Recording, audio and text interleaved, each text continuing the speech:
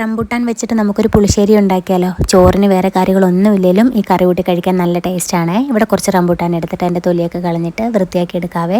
ഇനി എരിവിന് ആവശ്യമായിട്ടുള്ള പച്ചമുളകും അതിലേക്ക് ആവശ്യത്തിന് ഉപ്പും കുറച്ച് കറിവേപ്പിലയും ഒരു അര ഗ്ലാസ് വെള്ളവും കൂടെ ഒഴിച്ചിട്ട് സ്പൂണോളം മഞ്ഞൾപ്പൊടിയും കൂടെ ഒന്ന് ചേർത്ത് കൊടുത്തതിന് ശേഷം നമുക്കിതൊന്ന് ഒരു ചട്ടിയിലേക്കൊന്ന് മാറ്റി കൊടുക്കാവേ. അതിനുശേഷം നമുക്കൊരു അടപ്പ് വെച്ചിട്ടൊന്ന് മൂടി വെച്ചിട്ടൊന്ന് വേകാനായിട്ടൊന്ന് വെയിറ്റ് ചെയ്യാം കേട്ടോ. ആ സമയത്തിന് ഇതിലേക്ക് വേണ്ടുന്ന അരപ്പ് നമുക്ക് റെഡിയാക്കി എടുക്കാം. ഒരു മിക്സിയുടെ ജാർ എടുത്തിട്ട് അതിലേക്ക് അരമുറി തേങ്ങ എടുത്തതിന് ശേഷം ഇതിലേക്ക് ആവശ്യമായിട്ടുള്ള ജീരകം ചേർത്ത് കൊടുക്കാവേ. ഇതിൻ്റെ കൂടെ തന്നെ നമുക്ക് കുറച്ച് കുരുമുളകും കൂടെ ഒന്ന് ചേർത്തതിന് ശേഷം പിന്നെ ആവശ്യമായിട്ടുള്ള കുറച്ച് ഉപ്പും കൂടെ ചേർത്ത് കൊടുക്കാവേ. നമ്മൾ റംബുട്ടാൻ വേവിക്കാൻ നേരത്ത് ഉപ്പ് ചേർത്താണ്, അതുകൊണ്ട് നോക്കിയിട്ട് വേണം കേട്ടോ ഈ സമയം ഉപ്പ് ചേർക്കാനായിട്ട്. ഇനി ഇതിലേക്ക് ഒരു കഷ്ണം ഇഞ്ചിയും 2 അല്ലി വെളുത്തുള്ളിയും ഒരു കുഞ്ഞു സവാളയുടെ കഷ്ണം കൂടെ ചേർത്തിട്ട് കുറച്ച് വെള്ളം മാത്രം ഒന്ന് ഒഴിച്ചതിന് ശേഷം നമുക്കത് നന്നായിട്ട് അരച്ചെടുത്തിട്ട് വരാവേ. ഇപ്പം നമുക്ക് ഈ സമയം നമുക്ക് റംബുട്ടാൻ്റെ മൂടി ഒന്ന് മാറ്റി നോക്കിയപ്പോൾ നമുക്ക് റംബുട്ടാൻ ഇവിടെ നന്നായിട്ട് വെന്ത് കിട്ടിയിട്ടുണ്ട്. ഈ അരപ്പ് നമുക്കിതിലേക്കൊന്ന് ഒഴിച്ചു കൊടുക്കാം കേട്ടോ.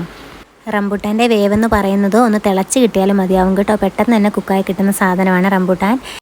ഇനി നമ്മൾ തേങ്ങയുടെ മിക്സും കൂടെ ഒഴിച്ചതിന് ശേഷം നല്ല പുളിയുള്ള തൈര് 1 കപ്പ് നമുക്ക് ഇതിലേക്കൊന്ന് ചേർത്ത് കൊടുക്കാവേ. പ്രത്യേകം ശ്രദ്ധിക്കണം കേട്ടോ. ഈ സമയം നമുക്ക് തിള വരരുത് കേട്ടോ. തിള വരുന്നതിന് മുമ്പായിട്ട് സ്റ്റൗ ഒന്ന് ഓഫ് ചെയ്ത് കൊടുത്തേക്കണേ.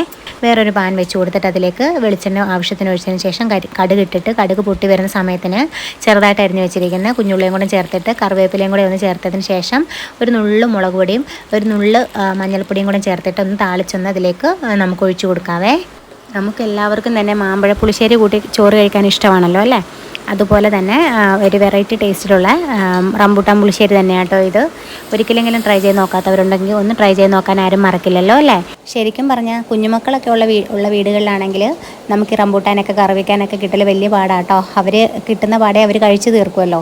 അങ്ങനെ എന്തെങ്കിലും അവർ കഴിച്ചിട്ട് ബാക്കി ഉണ്ടെങ്കിലേ ഉള്ളൂ കേട്ടോ നമുക്ക് കറിവയ്ക്കാനായിട്ടൊക്കെ കിട്ടുകയുള്ളൂ. എന്തായാലും ഒന്ന് ഉണ്ടാക്കി നോക്കിയിട്ട് ഫീഡ്ബാക്കൊക്കെ അറിയിക്കാൻ ആരും മറക്കരുത്. ഇതോടൊപ്പം തന്നെ നമ്മുടെ ചാനൽ സബ്സ്ക്രൈബ് ചെയ്യാതെ വീഡിയോ കാണുന്നെങ്കിൽ ചാനൽ സബ്സ്ക്രൈബ് ചെയ്യാനും FBയിലാണ് കാണുന്നെങ്കിൽ പേജ് ഫോളോ ചെയ്യാനൊന്നും ആരും മറക്കില്ലല്ലോ. അപ്പോൾ ഇതുപോലുള്ള കൊച്ചു റെസിപ്പീസായിട്ട് വീണ്ടും കാണാം.